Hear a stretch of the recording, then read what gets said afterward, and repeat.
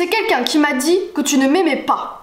En effet, depuis mon passage dans le quotidien de chez Yann Barthès, où on m'a présenté, et ce n'est pas faux, comme un youtubeur, je reçois des commentaires désobligeants du style « sale beurre » ou plus étudié « t'es un beurre en tubeur ».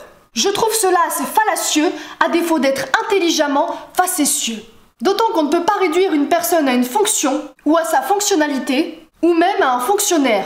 Dans une société où les codes de respect sont de plus en plus labiles et les relations éphémères, opposées et opposantes, il faut savoir choisir le bon mot dans l'ordre des choses en lui donnant un sens approprié. C'est mon père philosophe qui m'a appris à choisir le bon mot et à maîtriser mes émotions.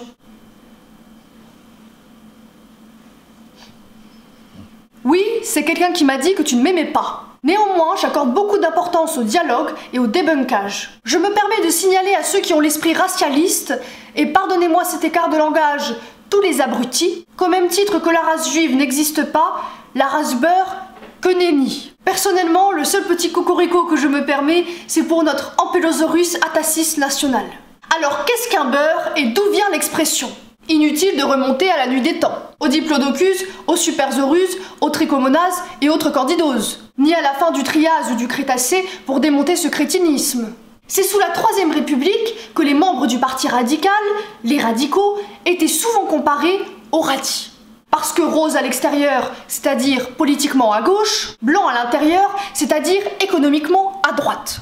Et presque toujours dans le gouvernement, c'est-à-dire le beurre. Quand certains se posent encore la question « Qu'est-ce qu'être français ?» Posons-nous la question « Qu'est-ce qu'être beurre ?» N'en déplaise à tous les baratineurs et tous les barateurs qui voudraient nous faire croire à un innocent aspect socio-culturel dans cette expression, il s'agit bien en réalité d'un étiquetage péjoratif à l'encontre des descendants des exilés économiques du Maghreb, Maroc, Algérie, Tunisie, dans les années 60, 70 et 80. On peut donc légitimement se poser la question: est-ce le mépris qui a donné compter pour du beurre? Ou est-ce qu'on sous-entend que l'arabe ne sait pas compter tout seul? Peut-on estimer que le français qui a inventé cette expression avait un peu abusé de l'alcool ce jour-là? Et une hypothèse en entraînant une autre? Peut-on considérer à égalité un français bourré et un arabe beurré? Est-ce qu'un arabe exploité, c'est un arabe sur le dos duquel on fait son beurre?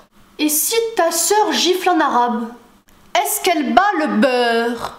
Attention à cet embrouillamini qui jette nos amis beurre dans un chaos linguistique.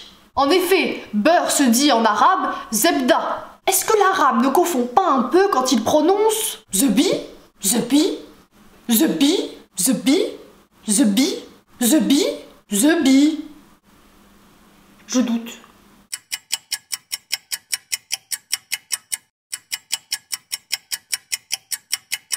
C'est quelqu'un qui m'a dit que tu n'aimais pas les petits beurres.